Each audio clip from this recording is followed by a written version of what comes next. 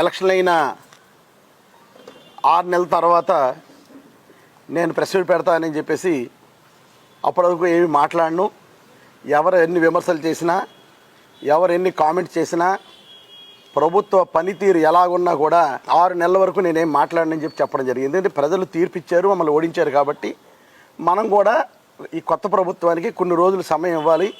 కనుక ఒక 6 నెలల సమయం ఇచ్చిన తర్వాత ఏదన్నా లోటుపాట్లు ఉన్నా, ఏదన్నా ఇబ్బందులు ఉంటే 6 నెలల తర్వాత మాట్లాడాలని ఆ రోజు అనుకుని నేను చాలామంది నన్ను అడిగిన సందర్భంలో కూడా నేను చెప్పడం జరిగింది. 6 నెలల వరకు ఏ విధంగా నేను ప్రెస్ మీట్లు పెట్టనని చెప్పి చాలామంది నా ఇంటర్వ్యూ కూడా అడిగారు. అడిగితే ఇప్పుడప్పుడే నేనేం ఇవ్వను, 6 నెలల వరకు ఏం మాట్లాడని చెప్పాను కాబట్టి మాట్లాడాను అన్నాను కాబట్టి మాట్లాడలేదు. ఈరోజు 6 నెలలు పూర్తయింది కాబట్టి ఈరోజు సందర్భంగా నేను ఈ ప్రెస్ మీట్ పెట్టడం జరిగింది. ముఖ్యంగా కొన్ని పాయింట్లు చూసుకుంటే మన లోకల్ ఎమ్మెల్యే గారు నిన్న ప్రెస్ మీట్ పెట్టి నా మీద కొన్ని విమర్శలు చేయడం జరిగింది. ప్రస్తుతానికి ఆయనకి పార్టీలో కానీ ప్రభుత్వంలో కానీ మనుగడ లేదు. నేను ఆయన వంటకి ఆయనే స్వయంగానే ఒప్పుకున్నాడు. నా మాట ఆఫీసర్లు వింటలేదు, నాకు ఎవరూ సహకరించట్లేదు, బీజేపీ జనసేన తెలుగుదేశం కలిపి గెలిచాం కాబట్టి నా దగ్గర పనులు అవ్వకపోతే జనసేన దగ్గరికి వెళ్తున్నారు, జనసేన దగ్గరికి అవ్వకపోతే బీజేపీ దగ్గరికి వెళ్తున్నాను, నా పరిస్థితి అసలు బాగోలేదని ఆయనంతటా ఆయనే ఒప్పుకోవడం కూడా జరిగింది. అంటే ఇంత అసమర్థ ఎమ్మెల్యేని మనం 6 నెలల్లోనే మనం కొండబాబు అన్నవాడు అసమర్థుడు, ఏమీ చేయలేడని ఆయనంతటా ఆయన ఒప్పుకుంటూనే నిన్న ప్రెస్ మీట్లో చెప్పడం జరిగింది. ఇకపోతే ఆయన నా మీద కొన్ని విమర్శలు చేయడం జరిగింది. ఆయన్ని పాత విమర్శలే. 6 నెలలు అయింది ప్రభుత్వం వచ్చి, ఏమి చేశాడంతా ఏమీ తెలియదు. నా మీద గతంలో ఆరోపణలు నేను ఎమ్మెల్యేగా ఉన్నాడు ఏదైతే ఆరోపణలు చేశాడో మళ్ళీ అయ్యే ఆరోపణలు చేస్తున్నాడు. ఆరోపణలో ప్రధానమైంది బాండ్స్ గురించి ఆయన నన్ను ఆరోపణ చేశాడు. ప్రాబ్లం ఏంటంటే నేను గతంలో కూడా చెప్పేవాడిని, తెలిసిన వాడితో అన్నా పూర్తిగా తెలిసిన వాడితో మాట్లాడచ్చు, లేకపోతే ఏమీ తెలియని వాడితోనన్నా మాట్లాడచ్చు. ఈ మధ్యస్థంగా ఉన్నవాడితో మాట్లాడటం చాలా కష్టం. అంటే ఒక పిచ్చోడితో మాట్లాడతాడు లెక్క, మధ్యస్థంగా ఉన్నవాడితో మాట్లాడితే. బాండ్స్ గురించి పూర్తిగా తెలుసుకోడు. నేను గతంలో 2009, 2014 ఎమ్మెల్యేగా ఉన్నప్పుడు మెయిన్ రోడ్లో బాండ్స్ ఇప్పించి మెయిన్ రోడ్ వైండింగ్ చేయించి ఈరోజు మెయిన్ రోడ్ మీరు అందరూ చూసారు ఎలా ఉందో. మొన్న 2019, 2024 మధ్యలో ఎమ్మెల్యే అయినప్పుడు ఆనంద భారత్ నుంచి వైఎస్ఆర్ ఫ్లేవర్ వరకు బాండ్స్ ఇచ్చి ఆ రోడ్ వైండింగ్ చేసి ఊరు డెవలప్మెంట్ చేసే కార్యక్రమం చేయడం జరిగింది. అదేవిధంగా ట్రాన్స్కో వాళ్ళు నా దగ్గరకు వచ్చి, సార్ సబ్స్టేషన్లు కట్టాలండి, లో వోల్టేజ్ ప్రాబ్లం వస్తుంది అని నన్ను అడిగితే చాలా సందర్భాల్లో పోర్టుకి కూడా నేను లెటర్లు రాయటం, కలెక్టర్గా చెప్పడం, కమిషనర్ చెప్పడం, పోర్ట్ సీఈఓకి చెప్పడం కూడా జరిగింది. ఇది వాళ్ళ పోర్ట్ ఏరియాలో కావాలని అడిగారు. దాని నిమిత్తం పోర్ట్ వాళ్ళు మేము ఇస్తాం 5 ఎకరాలు, కానీ మీరు ఎవ్రీ ఇయర్ రెంట కట్టాలి అని చెప్పేసి అది కరస్పాండెన్స్ మన టాస్క్ హోల్డర్ ఉంది, వెళ్ళి తీసుకోవాలి కొండబాబు. వాళ్ళందరూ ఆఖరికి పోర్టు వాళ్ళు మేము లీజ్కి అయితే ఇస్తాం తప్ప ఫ్రీగా ఇవ్వని చెప్పేసి వాళ్ళకి చాలా క్లియర్గా వాళ్ళందరూ కరస్పాండెన్స్ చేసిన తర్వాత ట్రాన్స్కో వాళ్ళు మేము ఎట్టి పరిస్థితుల్లోనూ కూడా లీజ్కి అయితే మాకు వద్దని చెప్తే సిదిరి అప్పలరాజు గారు అప్పుడు మన ఇన్ఛార్జ్ మంత్రి గారి ఆధ్వర్యంలో జిల్లా పరిషత్ హాల్లో కాన్స్టిట్యుయెన్సీ డెవలప్మెంట్ కమిటీ అనే ఒక కమిటీ ఆయన అధ్యక్షతన కలెక్టర్ గారు, జాయింట్ కలెక్టర్ గారు, కమిషనర్ గారు, అప్పుడు మనకు కార్పొరేటర్ లేరు అయినా కూడా ఎక్స్ కార్పొరేటర్లని ప్రజాప్రతినిధులందరినీ పిలిచి అభిప్రాయ సేకరణ చేస్తే జగన్నాథపురంలో సబ్స్టేషన్ కట్టాలని, అలాగే పోర్ట్ ఏరియాలో కూడా ఒక ఇండస్ట్రియల్ కోసం ఒక సబ్స్టేషన్ కట్టాలని తీర్మానాలు చేస్తే తెప్పించుకో. అధికారులు ఉన్నావు కదా, మున్సిపాలిటీలు ఉన్నాయి, తీర్మానాలు తెప్పించుకో.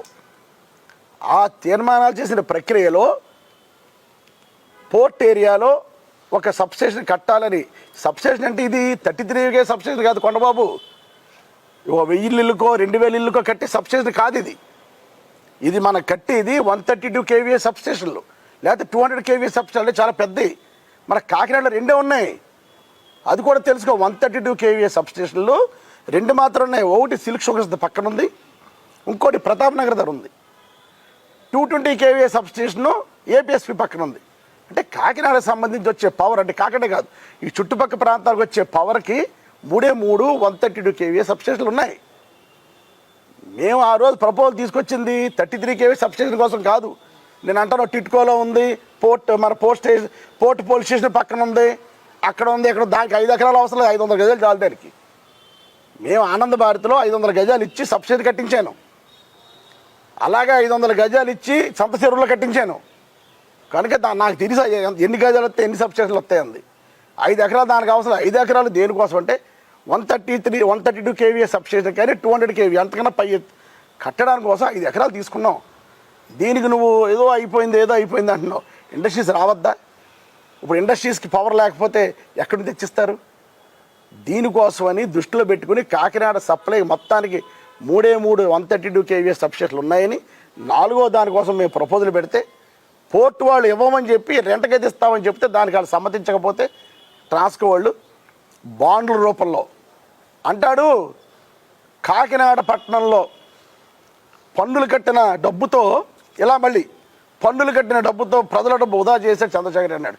ఇందులో నీకు కానీ నాకు కానీ కాకినాడ ప్రజలకు కానీ ₹1 నష్టం లేదు, ₹1 నష్టం లేదు.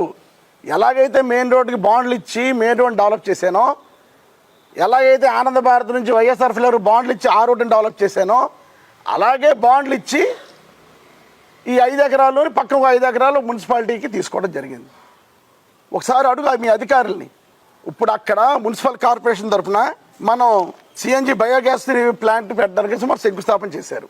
ఇవన్నీ పెడితే ఫండ్స్ వస్తాయి, మనకి సెంట్రల్ గవర్నమెంట్ ఫండ్స్ వస్తాయి. ఎక్కడన్నా ల్యాండ్ తీసుకుంటే కోర్టుకి వెళ్ళిపోతున్నారు. ఇది దూరంగా ఉంది ఊరికి, ఇక్కడ తీసుకుంటే కోర్టు సమస్యలు ఉండవని బాండ్లు తీసుకోవడంలో కాకినాడ ప్రజలకు ఏ విధమైన నష్టం లేదు. నువ్వు పన్నుల రూపంలో చెమటకు పొడిచిన ఏదో చాలా యాక్షన్ కూడా చూపించేస్తున్నావు. కానీ ఇందులో నువ్వేం బాధపడే సందర్భం లేదు. ఇది సబ్జెక్ట్ తీసుకుని మాట్లాడితే చాలా బాగుంటుంది. ఈ బాండ్లు కూడా గతంలో బాండ్లు ఇవ్వాలంటే మున్సిపల్ కమిషనర్ పరిధిలో అయిపోయింది. ఈరోజు బాండ్లు ఇవ్వాలంటే అంత సులువైన పని కాదు. దానికోసం గవర్నమెంట్ ఒక మెమో ఇచ్చింది.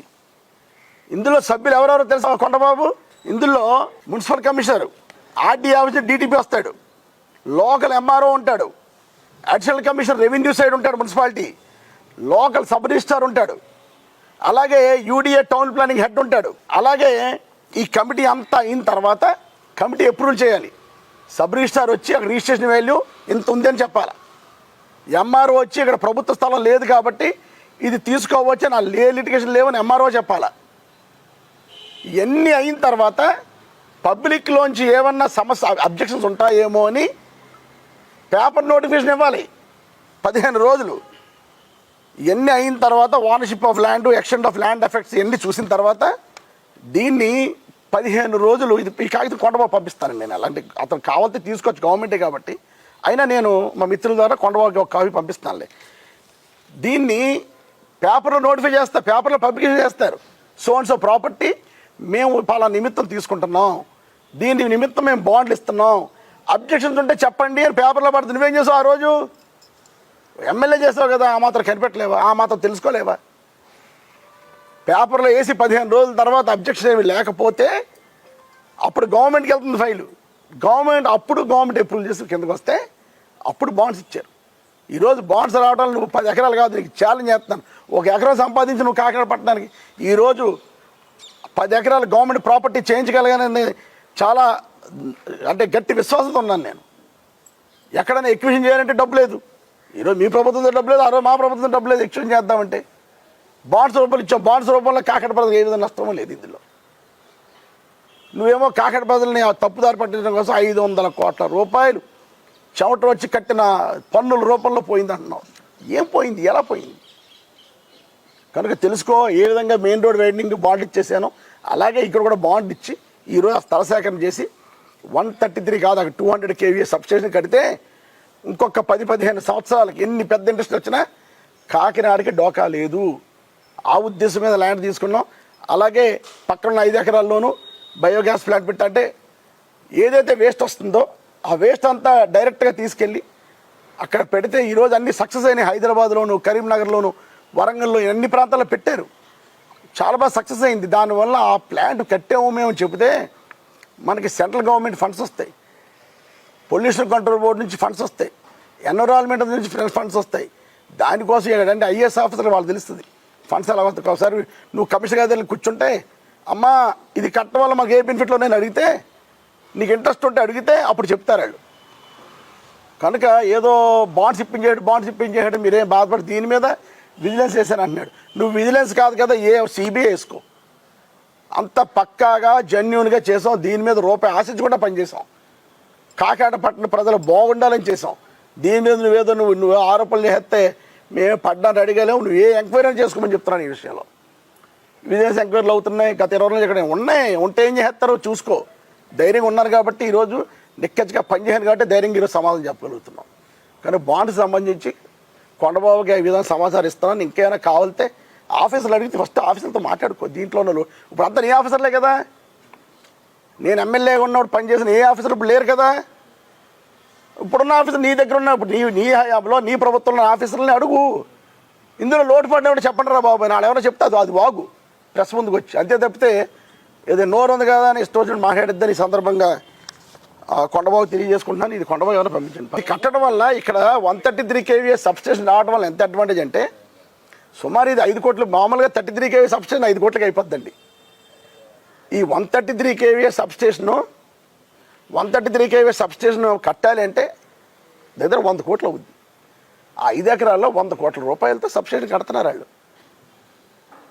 పోర్ట్ ఏరియాలో సెలెక్ట్ చేయడానికి కారణం ఏంటంటే ఆల్రెడీ హై రైజ్ టవర్స్ అన్నీ కూడా జిఎంఆర్ ఫ్లోటింగ్ బాడ్జ్ ఉంది. జిఎంఆర్ ఫ్లోటింగ్ పవర్ బాడ్జ్ ఉండేది, అది తీసేశారు. అక్కడి వరకు హై టెన్షన్ వైర్ వేయడానికి అక్కడి వరకు లైన్ ఉంది. అక్కడి నుంచి మహా అయితే ఈ సైడ్ 3 కిలోమీటర్లే. చాలా తక్కువ ఖర్చుతో, అంటే ఆల్మోస్ట్ ఒక 12-13 కోట్ల రూపాయలు మనం సేవ్ చేసిన వాళ్ళు అయ్యాం. అంతే పోర్ట్ ఏరియాలో ఎక్కడన్నా ల్యాండ్ దొరికితే బాగుంటుందని ఆలోచించి ఇక్కడ సెలెక్ట్ చేసుకోవడం జరిగింది. అక్కడ గవర్నమెంట్ ల్యాండ్ చాలా ఉంది కదా అంటున్నాడు. ఎంఆర్ఓ లెటర్లు ఇచ్చారయ్యా బాబు. కలెక్టర్ గారు ఎంఆర్ఓ గారు ఫైల్ అంతా తెప్పించుకో. కలెక్టర్ గారు ఎంఆర్ఓకి లెటర్ రాశారు. కమిషనరు కలెక్టర్ గారు రాస్తే కలెక్టర్ గారు ఎంఆర్ఓ ఆర్డీఓ రాశారు. ఆ చుట్టుపక్కల ప్రాంతాల్లో ప్రభుత్వ భూమిని ఏమైనా ఉందా అని. ఎంఆర్ఓ ఆర్డీఓ అక్కడ ఏమీ లేదని ఇచ్చారు. లేదని ఇచ్చిన తర్వాత ప్రైవేట్ వాళ్ళు ఎవరైనా ఇస్తారంటే మేము తీసుకోవడం రెడీగా ఉన్నాం. బాండ్ల రూపంలో కొనడానికి కాదు, బాండ్ల రూపాయలు అయితే తీసుకోవడం రెడీగా ఉన్నామని నోటిఫికేషన్ ఇచ్చారు, పబ్లికేషన్ చేశారు. చేస్తే అప్పుడు ఒకరిద్దరు పార్టీలు వస్తే తీసుకోవడం జరిగింది. అంత ప్రొసీజర్ ప్రకారం చేశారు. నీలాగా దోపిడీ బ్యాచ్ కింద ఎవరు చేయలేదు. గతంలో నువ్వు చేసావు. సీఏ క్రెడిట్ ల్యాండ్ సముద్రం వేసిన దానికి నువ్వు ఒక సర్వే నెంబర్ 230/1 సర్వే నెంబర్ సృష్టించి చేసుకుని 45 ఎకరాలు నీ కుటుంబీకుల పేరు నాకు రాయించుకున్నావు. నేను గతంలో చెప్పాను, ఇప్పుడు కూడా చెప్తున్నాను. సుమారు దగ్గరగా 47 ఎకరాలు నీ కుటుంబ సభ్యులు 11 అందరం వనమాడోళ్లే. మరి ఇప్పుడు ఏమవుతుందో చూడాలి. వాళ్ళ గొడవలు జరుగుతున్నాయి. ఈ ప్రాపర్టీ అంతా ఒకరి చేతిలో ఉంటుందా, లేకపోతే నా పేరు ఉంది కదా నేను ఎవరు అంటాడు. అలాంటి కొండబాబు అన్యాయం జరిగినట్టే. మరి కొండబాబు భార్య 2 పిల్లలు అంతే.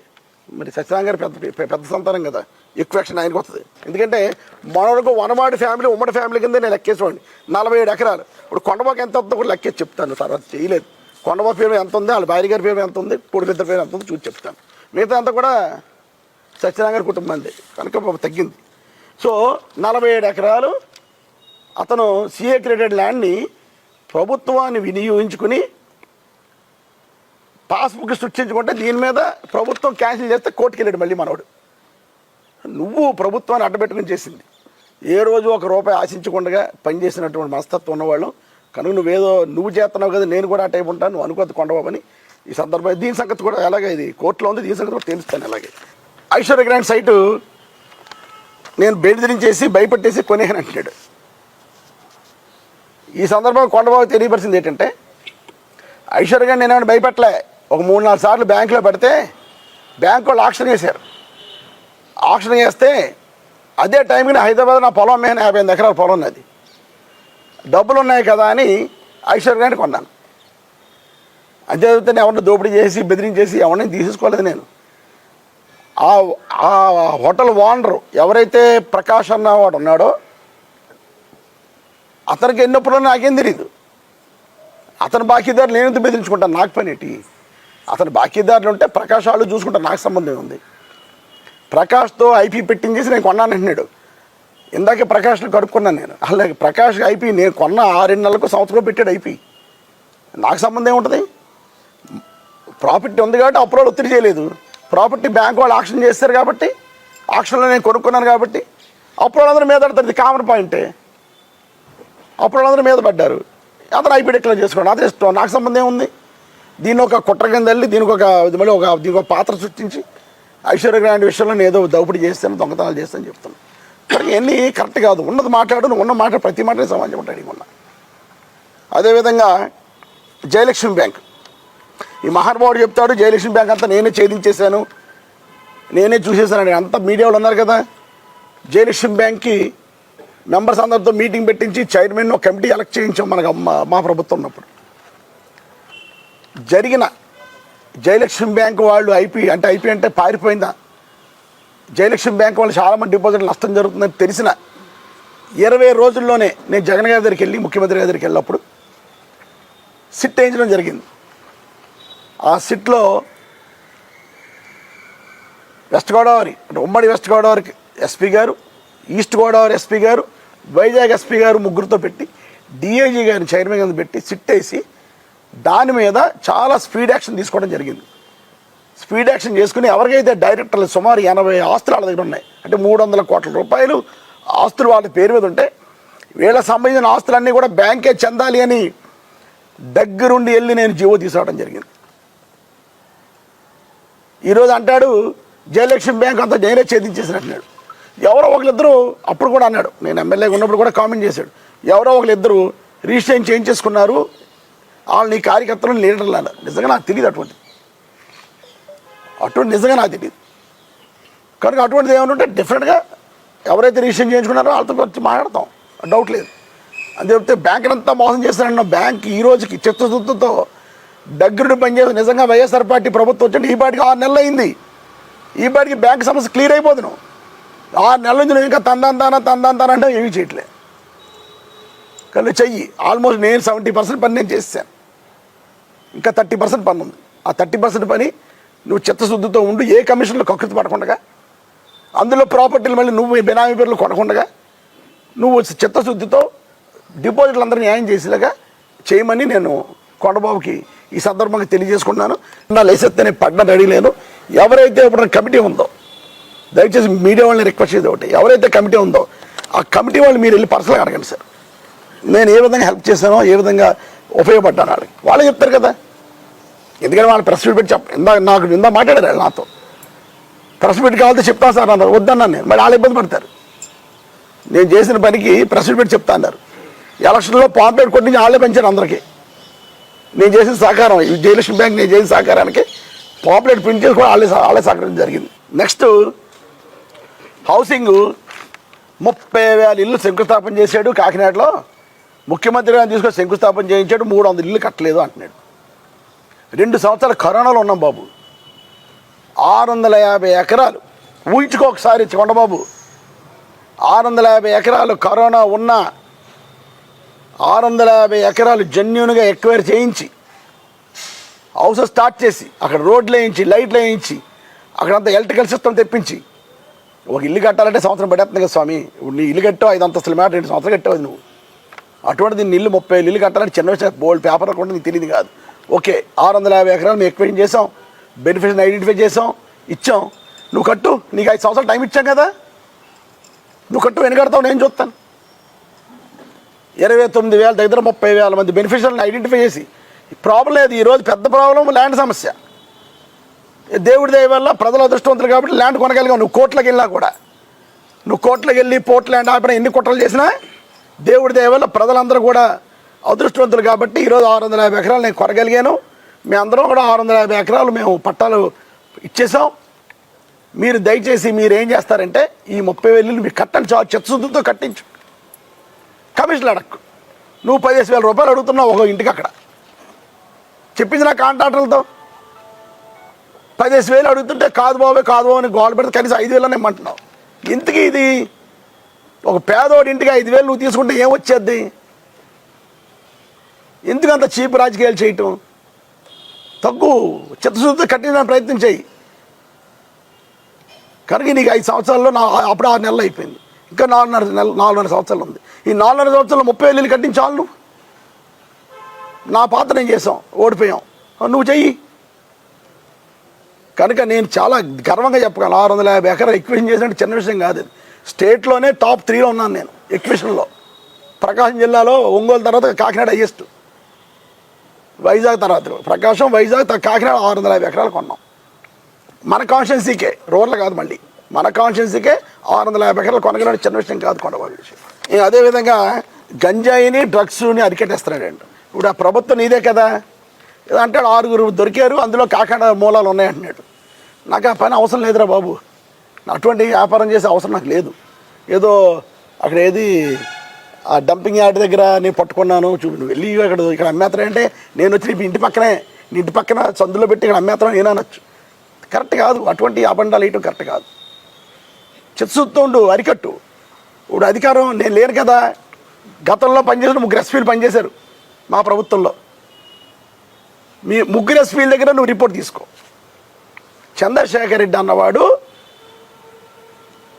వెళితే గంజాయి అరకట్టండి, నాకు కావాల్సింది అదే అని చెప్పేసి నేను గట్టిగా వాళ్ళని అడిగే ఉన్నా లేదు, అడుగు.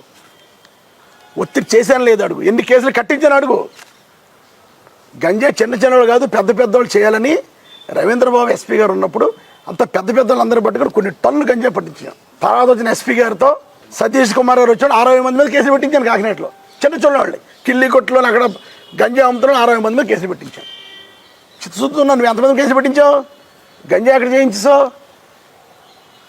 కనుక చిత్తశుద్ధిని ఎలా నిరూపించాలంటే నువ్వు ఎలా అరికడుతున్నావు. పోలీసు వాళ్ళు వస్తే నీ దగ్గర ఏం చెప్తున్నావు? ఇప్పుడు అప్పుడు నా దగ్గర పనిచేయని పోలీస్ డిపార్ట్మెంట్లో అందరూ అడగండి. నేను ఎప్పుడు మీటింగ్ వేసినా గంజాయి అరికట్టాలి అన్నామని లేదా? అన్నానంటే అన్నానని చెప్తాం. అది చెప్తే నీలాగా ఎస్పీ దగ్గరికి వెళ్ళినప్పుడు ప్యాకెట్ క్లబ్బుల గురించి, సింగిల్ లాటరీ నెంబర్ గురించి, ఎగ్జిబిషన్లో డబ్బుల గురించి నేను మాట్లాడను. నాకు అది అవసరం లేదు. చరిత్ర కాకినాడ పట్టణంలో ఎగ్జిబిషన్స్ పెట్టుకోవడానికి 5 లక్షల రూపాయలు తీసుకోవడం అనేది ఒక చరిత్ర. కాకినాడ చరిత్రలో ఎగ్జిబిషన్ పెట్టుకోవాలంటే 5 లక్షలు ఎమ్మెల్యే కప్పం కట్టాలి. కట్టారు. 5 లక్షలు ఎందుకు వచ్చేది? గుండాట ఆడింది వస్తుంది అక్కడ. మరి మేము ఉన్నప్పుడు గుండాట్లు ఆడించలేదే. ఎస్పీ దగ్గరికి వెళ్తే నువ్వు చేసి ఇదా సార్ ఎస్పీ గారు గంజాయి అరికట్టండి, అది అరికట్టండి అంటే మానేసి సింగిల్ నెంబర్ లాటరీ ఆడించుకుంటాను, ప్యాకెట్ క్లబ్బులు పెట్టుకుంటాను, ఎగ్జిబిషన్లో గుండాటు పెట్టిస్తాను. నువ్వు వెళ్ళి మా ఎస్పీ గారితో మాట్లాడేది ఇది. నీకు ఎందుకు విలువిస్తారు?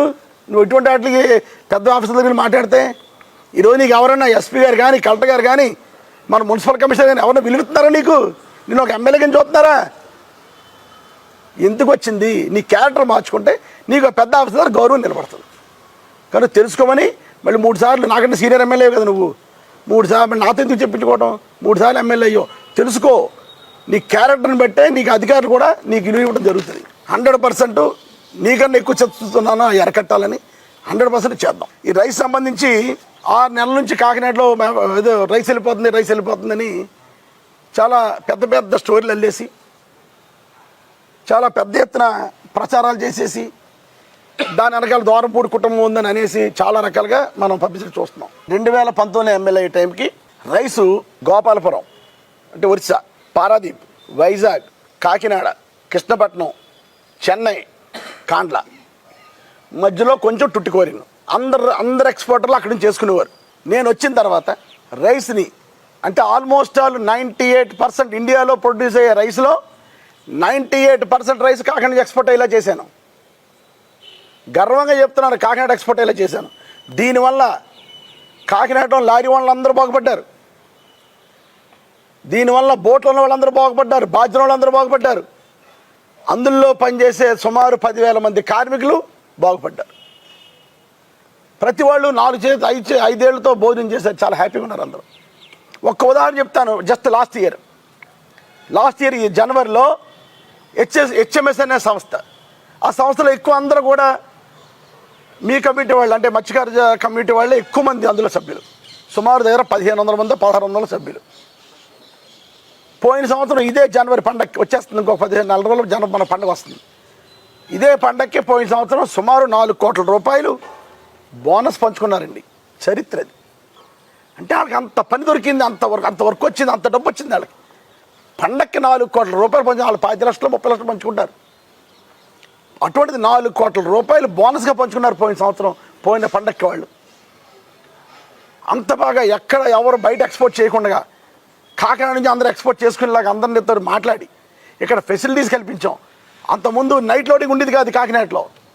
నైట్ లోడింగ్ కూడా ప్రొవైడ్ చేసి పోర్ట్ ఆఫీస్తో మాట్లాడి లైట్లు వేయించి మన కాకినాడ ఉండే లేబర్ మేము నైట్ అయితే పని చేయమంటే యూనియన్ సభ్యులు యూనియన్ ప్రెసిడెంట్ సెక్రటరీతో మాట్లాడి బీహార్ నుంచి వర్కర్లు తెప్పించి పగలు మన కాకినాడ వర్కర్లు చేసుకుంటారు, నైట్ బీహార్ వర్కర్లు చేస్తారని చెప్పి పోర్టుని అంత బాగా అభివృద్ధి చేసి 98% ఇండియాలో ప్రొడ్యూస్ అయ్యే రైస్లో 98% కాకినాడ ఎక్స్పోర్ట్ చేసేలా చేసాం. ఎస్, గర్వంగా చెప్తున్నాను నేను ఈరోజు. అంటే అంత ఎక్స్పోర్ట్ చేయించడం తప్ప కరోనా టైంలో చాలా పోర్ట్లు కట్టేశారు ఇండియాలో, అయినా కూడా కాకినాడ ఎక్స్పోర్ట్ చేయించాం. ఈరోజు మన కాకినాడ పోర్టులో కరోనా టైంలో ఎక్స్పోర్ట్ అవ్వకపోతే కొన్ని దేశాలు బియ్యం లేక చనిపోదును, అటువంటిది ఎక్స్పోర్ట్ చేయించి ఇంత బాగా సిస్టమ్ని బ్రహ్మాండంగా చేసుకొచ్చాం. ఢిల్లీ, సింగపూర్, బీహార్ ఇటువంటి పెద్ద పెద్ద కంపెనీలు కాకినాడ వచ్చి బ్రహ్మాండంగా వ్యాపారం వాళ్ళందరూ కాండాలు చేసుకునేవారు, లేదా గోపాలపురంలో చేసుకునేవారు. అటువంటి వాళ్ళని తీసుకొచ్చి కాకినాడలో మంచి ఫెసిలిటీ ఇచ్చి తొందరగా లోడింగ్ అయిపోయేలాగా బాధ్యుల కెపాసిటీ పెంచాం. బాధ్యులు 300 నుంచి 350 టన్ను ఉంటే ఈరోజు 800 నుంచి 1000 టన్ను చేసాం. బాధ్యుల కెపాసిటీలు పెంచి 11 షిప్పుల తర్వాత ఎక్కువ షిప్పులు డీపోర్ట్ పోర్ట్ రావాలని పెట్టి ఏదో రకంగా కాకినాడ షిప్ వస్తుంటే వెళ్ళిపోవాలి, కాకినాడలో ఎక్కువ లోడ్ ఉంటుందని వైజాగ్ వెళ్ళిపోయావు చాలామంది. అక్కడ వెళ్ళకుండా కార్మికులు ఒప్పించి డీపోర్ట్ పోర్ట్ తెప్పించాను. ఇన్ని రకాలుగా ప్రయత్నం చేసి ఎక్స్పోర్ట్ చేస్తే ఎక్స్పోర్ట్కి ఇంత బాగా తీసుకొస్తే ఈరోజు రేషన్ మాఫియా చేసేసాడు ద్వారంపూడి. రేషన్ మొత్తం గింగులు అని చెప్పేసి ఏదో వాగుతున్నారు. నేను వాళ్ళకి చాలా క్లియర్గా చెప్తున్నాను, ఏ రోజు నేను కానీ నా కుటుంబం కానీ రేషన్లో లేవు. నేను కొండబాబు వీడియో చూపించి ఎస్ మేము రారేసులోనే ఉన్నాం, ఎస్ మేము రారేసులో నుంచి పైకి వచ్చాం. ఈరోజు ద్వారంపూడి ఫ్యామిలీ అంటేనే రైస్ మిల్లు అన్నీ తిప్పుకుని పైకి వచ్చాం. మా నాన్నగారు 34 సంవత్సరాలు జిల్లా రైస్ మిల్ అసోసియేషన్ ప్రెసిడెంట్, 14 సంవత్సరాలు state rice mill association president. ఇదే చంద్రబాబు నాయుడు ఉండగా మా నాన్నగారు ప్రెసిడెంట్ చేశారు ఉమ్మడి రాష్ట్రంలో. ఇదే చంద్రబాబు నాయుడు ముఖ్యమంత్రిగా ఉండగా ఏ రోజు మచ్చలేదు మా మీద. అటువంటిది ఈరోజు ఈ రేషన్ అని ఒక వంకతో నన్ను నా కుటుంబాన్ని బ్యాట్ చేయాలని ఒక ఉద్దేశంతో మొత్తం ఎక్స్పోర్ట్ నాశనం చేసి పడేయారు వీళ్ళు. ఈరోజు కాండా నుంచి వెళ్ళిపోతుంది, వైజాగ్ నుంచి వెళ్ళిపోతుంది, పారాదీప్ నుంచి వెళ్ళిపోతుంది, కృష్ణపట్నం నుంచి పోతుంది, చెన్నై నుంచి పోతుంది. 6 నెలలు అయింది కదా, ఎక్కడ కంట్రోల్ చేశారు రేషన్ మీరు ఎక్కడ కంట్రోల్ చేశారు? ఈరోజు ఛాలెంజ్ అని చెప్తున్నారు, గుంటూరు నుంచి ప్రతి రేషన్ బియ్యం కూడా చెన్నై వెళ్ళిపోతుంది. కనుక రేషన్ బియ్యం ఎక్స్పోర్టర్లు చేయరు, మహానుభావులు చెప్పేది ఇదే. ఎక్స్పోర్టర్లు రేషన్ బియ్యంతో సంబంధాలు ఉండవు. అలాగని రేషన్ బియ్యం వెళ్దని నేను చెప్పను. రేషన్ బియ్యం సప్లై చేసేవాళ్ళు చాలా చిన్నవాళ్ళు చేస్తారు. ఎక్స్పోర్టరు ఒక 2000 లారీలు పంపితే ఆ 30 లారీలు 20 లారీలు రేషన్ బియ్యం కోసం అతను వ్యాపారాన్ని పాటు చేసుకోడు, అసలు దాని మీద దృష్టి పెట్టినాడు.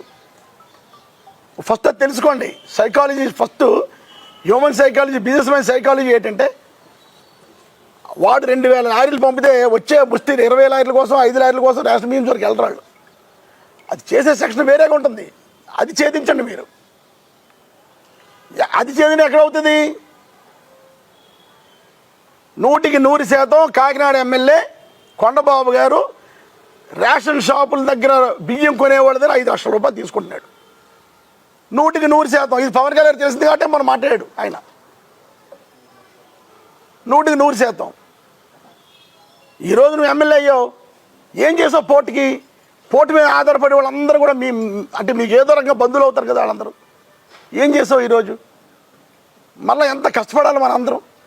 ఇక్కడి నుంచి వెళ్ళిపోయిన రైస్ని మళ్ళీ వెనక్కి తీసుకురంటే మాటలా? ఎక్స్పోర్టర్ ధైర్యం చెప్పగలమా మనం?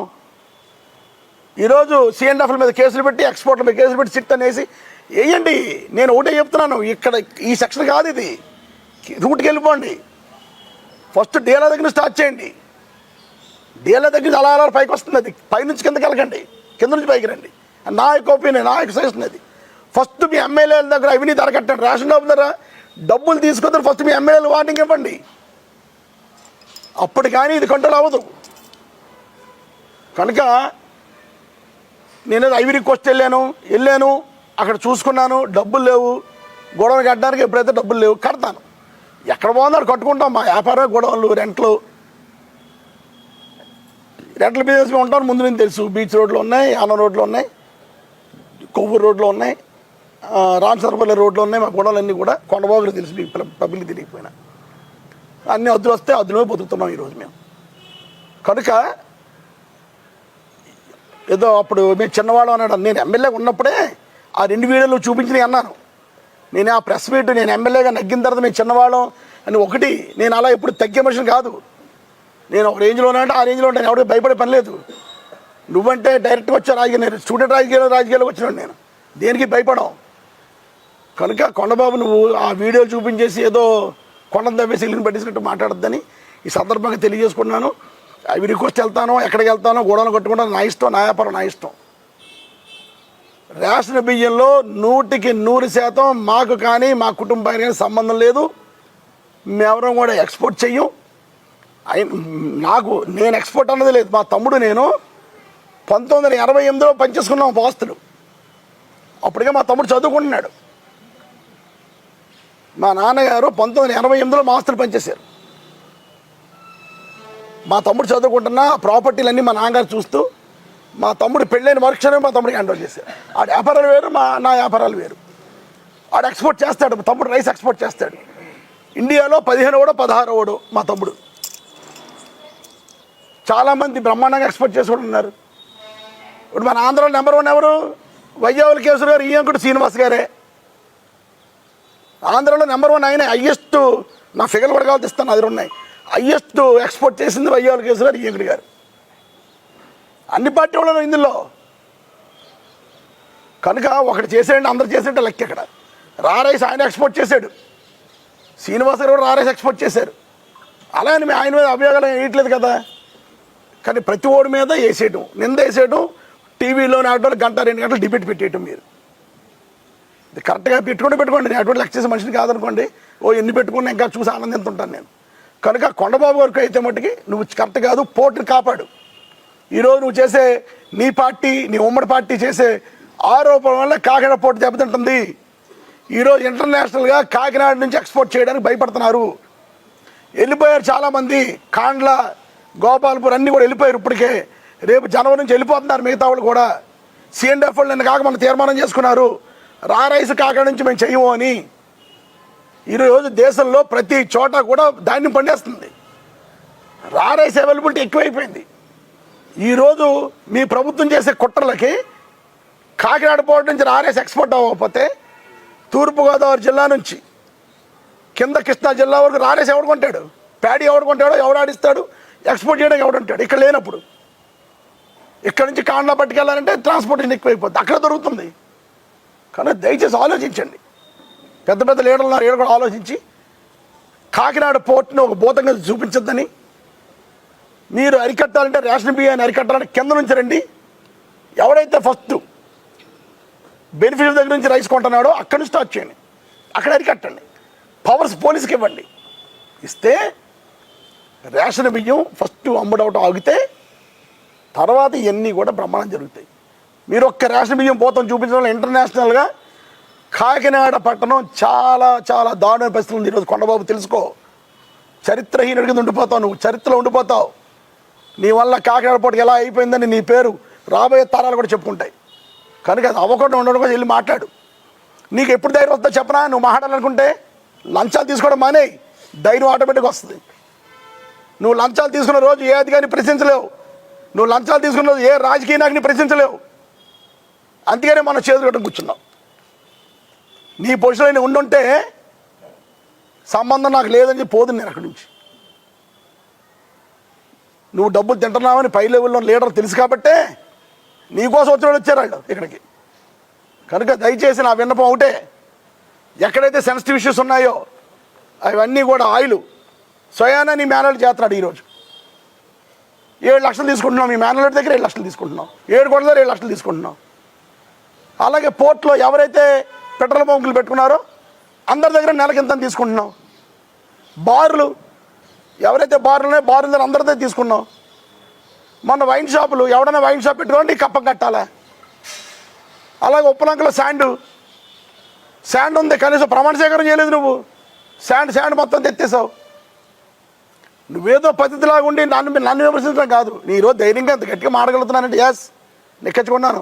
6 నెలలు అయింది, ఏ విషయంలో కూడా మీరు నిరూపించలేదు. లేని పోలు కేసులు పెడితే చూస్తూ ఊరుకోవడానికి కూడా నేను రెడీగా లేను. రోజులన్నీ ఒకలా ఉండవు కొండబాబు గారు. తిక్కగంటే నీకంటే ఎక్కువ తిక్కగాండి నేను. రోజులన్నీ ఒక రకంగా ఉండవు. నువ్వు 6 హామీలు ఇచ్చొచ్చావు, దొంగ హామీలు 6 ఇచ్చొచ్చావు. రేపు ప్రజలతో చూస్తున్నారు, తీర్పిస్తారు. మేము ఎలా ఉండేవాళ్ళు, మేమే గెలుస్తామని. ఏమైంది, ప్రజలు తీర్పిచ్చి ఓడించారు. అలాగే నువ్వు మళ్ళీ ఉంటావని అనుకోకు. రోజులు ఒక రకంగా ఉండవు. నువ్వు ఒక కేసు పెడితే నేను 100 కేసులు పెట్టించగలను.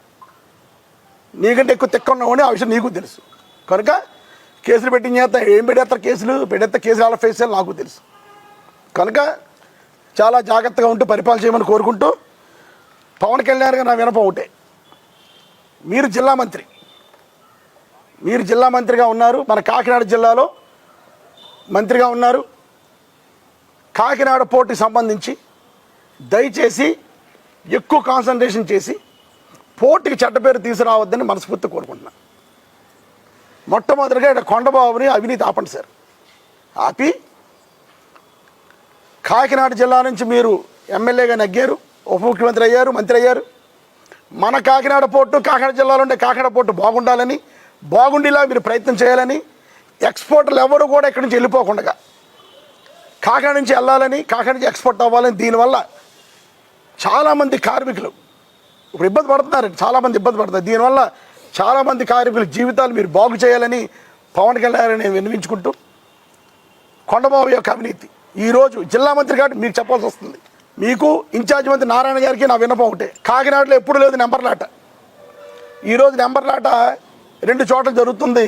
మొన్న ఎవరో టీవీ కూడా ఇంటర్వ్యూ ఇచ్చుంటారు అక్కడ ఆడవాళ్ళందరూ కూడా. ఏదో 4 ఫోటోలతో సహా చూపిస్తారు. అవి నెంబర్లాట దారుణం. గంటకి నెంబర్లు వస్తాయంట. ఎప్పుడు లేదు. వాళ్ళు నెలకి 50 లక్షలు, ఒకడు 50 లక్షలు ఇస్తున్నాడు అంటే ఇద్దరు కదా లక్ష రూపాయలకి ఎందుకే బాబు నీకు ఈ జీవితం? ఎందుకు ఈ జీవితం నీకు? దయచేసి పవన్ కళ్యాణ్ గారు కాకినాడలో ఉన్న ఈ సింగిల్ నెంబర్ లాటరీది అరికట్టాలి. కొండబాబు గారు ప్రతి నెల బారుల దగ్గర తీసుకుంటున్నాడు డబ్బులు, అవి అరికట్టాలి. రేషన్ డీలర్స్ దగ్గర ప్రతి నెల 5 లక్షలు తీసుకుంటాడు, అది అరికట్టాలి. అదేవిధంగా పోర్ట్లో ఉన్న పెట్రోల్ బంకుల దగ్గర యానం నుంచి వాళ్ళు తెచ్చుకొని అమ్ముకోవడానికి పర్మిషన్ ఇస్తూ నెల డబ్బులు తీసుకున్నాడు, అది అరికట్టాలి. ఇవన్నీ కూడా దయచేసి అవినీతి లేని పరిపాలన అందించాలి, ప్రజలకు ఇబ్బంది లేకుండా చేయాలని ఇన్ఛార్జ్ మంత్రి నారాయణ గారికి, మన జిల్లా మంత్రి గారు పవన్ కళ్యాణ్ గారికి విన్నవించుకుంటున్నాను. ఆ విన్నపం ఏంటంటే, లేనిపోయిన ఆరోపణలు చేసేసి ఇష్టం వచ్చినట్టు మాట్లాడేసి నువ్వేమో బట్ట కాల్చి మా ముఖం మీద వేసేయి, మేము తుడుచుకోవడానికి ఇన్ని ప్రెస్ మీట్లు పెట్టవలసి వస్తుంది. 6 నెలలు అయింది ప్రెస్ మీట్ పెట్టాను, రాబోయే రోజుల్లో ఇంకా ప్రెస్ మీట్లు పెడతాను. ప్రజల్లోకి వెళ్తాం. ఈరోజు ప్రజలకు చిత్తశుద్ధికి వెళ్ళగలం. మేము ఏదైతే హామీలు ఇచ్చో అన్ని ప్రజలకు చేసాం కాబట్టి ప్రజలకు వెళ్ళగలుగుతున్నాం. జగన్ గారు అందుకే రాగలుగుతున్నాడు. గతంలో 2019లో ఓడిపోయిన తర్వాత చంద్రబాబు నాయుడు గారు 2 సంవత్సరాలు హైదరాబాద్ రాలేదు.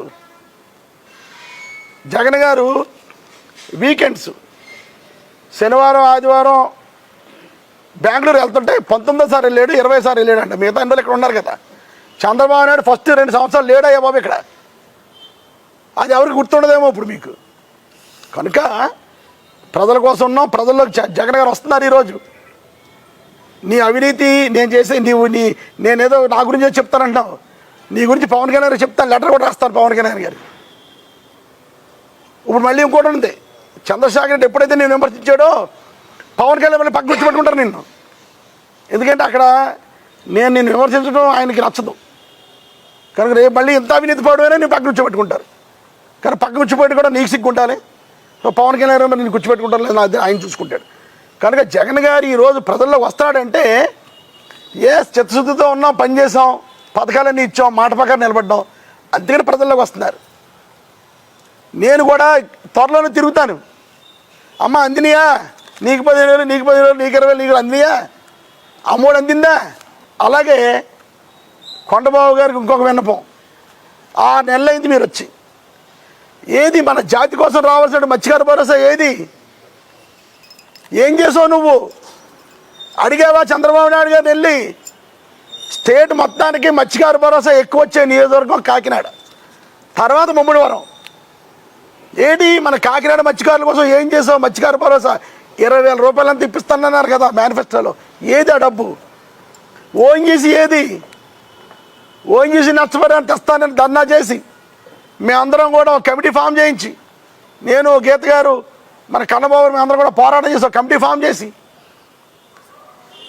మేము ఆ కమిటీ ఫామ్ అయిన వెంటనే ఎలక్షన్ కూడా రావడం లాగింది. మేము చేయించాం కదా, నువ్వు అదన చెయ్యి. ఓఎన్జీసీ వాళ్ళు నష్టపోతున్న మత్స్యకారులకి తెప్పించు నష్టపరిహారాన్ని. ఏం చేసావు? జాతి కోసం చేయలేదు, ఊరు కోసం చేయలేదు. నువ్వు మట్టుకి నీ కొడుకుని నీ పెద్ద ఎంకిని పెట్టుకొని, అంటే ఒక ఫ్యామిలీని పక్కనే వేయలేడు, అన్నయ్య గారు కొడుకుని పక్కనే వేయడు. ఇప్పుడు నీ కొడుకుని ఓ వియంకుడి గారిని పెట్టుకుని కలెక్షన్ బేరాలు. ఈ కలెక్షన్ కూడా ఆపుతాం. ఇవన్నీ కూడా పవన్ కళ్యాణ్ గారి దృష్టికి లెటర్ రూపాయన పంపుతాను. ఇంకా తర్వాత పవన్ కళ్యాణ్ డిసైడ్ చేసుకుంటారు ఏం చేయాలి, నిన్న అవినీతిని ఏం చేయాలి. అవినీతి లేని పరిపాలన అందిస్తాను అన్నారు కాబట్టి నేను ఇక్కడ లోకల్ నాయకులు మీలాంటి వాళ్ళు ఇటువంటి కార్యక్రమం చేయకూడదు కాబట్టి లెటర్ రాసి ఆ లెటర్ను కూడా బహిరంగ నేను మీడియాకు కూడా విడుదల చేయడం జరుగుతుంది. మా తమ్ముడికి రాజకీయానికి సంబంధం లేదు. ఇది పూర్తిగా కక్షాదింపుతో చేస్తున్న చర్య. ఫస్ట్ ఆ ప్లాంట్ వీరభద్ర ఎక్స్పోర్ట్స్ ఒక ప్లాంట్ మూసారు. 1,500 మంది పనిచేస్తారండి అక్కడ. 1,500 మంది పనిచేస్తారు. పొల్యూషన్ వాళ్ళు నోటీస్ ఇస్తే నేను రెక్టిఫై చేయండి అన్న, రెక్టిఫై చేస్తున్నారు, ఇబ్బంది లేదు. ఇంకో ప్లాంట్ పత్తిపాడులో ఉంది, అక్కడ 2,000 మంది పనిచేస్తారు. అది పెద్ద ప్లాంట్, 2,000 మంది పనిచేస్తారు. అది ఆపారు. పొల్యూషన్ అన్న ఎవరి దగ్గర ఉంది? పవన్ కళ్యాణ్ గారు దొరుకుతుంది ఆ డిపార్ట్మెంట్. అది ఆపారు. అది నేను ఛాలెంజ్ చేస్తున్నాను ఈరోజు. ఇండియాలోనే బెస్ట్ ప్లాంట్ అది, ఇండియాలోనే బెస్ట్ ప్లాంట్. 40 ఎకరాలకు కట్టారు. అది పొల్యూషన్ పేరు చెప్పి ఆపారు. ఆపారులేండి, దానికి తగ్గ సొల్యూషన్ ఉంటాయి కదా. ప్రతి ఒడిలాగా ఆపేసుకుని పోతే అన్నీ ఆపేస్తారు. రేపొద్దు నా ప్రభుత్వం వచ్చిందని మేము ఆపేసాం అనుకోండి, అది ఇబ్బందే కదా. కనుక సొల్యూషన్ దానికి తమ్ముడు అతను చూసుకుంటాడు, ఇబ్బంది లేదు. కానీ మా తమ్ముడికి రాజకీయానికి సంబంధం లేదు. అతను డిఫరెంట్. ఏ రోజు నా రాజకీయాల్లో మీరు అందరూ ఉన్నారు కదా, ఎలక్షన్ టైంలో తమ్ముడుగా నా పనిచేస్తాడు. తర్వాత ఎప్పుడన్నా రాజకీయాల్లో దూరాడా? డే టు డే యాక్టివిటీలు ఉన్నాడా? మా తమ్ముడు పూర్తిగా వ్యాపారస్తులు, అతను వ్యాపారాలు చేసుకుంటాడు. ఈరోజు అతను వ్యాపారంలో పని దెబ్బతిని ట్రై చేస్తున్నారు. ఏం పర్లేదు. ఏ నష్టం ఉందో ఆ నష్టం అంతా కూడా మేము రికవరీ చేయగలం, ఇబ్బంది ఏం కాదు. కానీ కాలం నిర్ణయిస్తుంటారు కాబట్టి ఈరోజు ఒకడు ఒక లంపగా కొడితే రేపు మనం 2 లంపగా కొడతాం అన్నమాట. అది గుర్తించుకోవాలి. అది సామెత ఉండిపోతుంది అలా.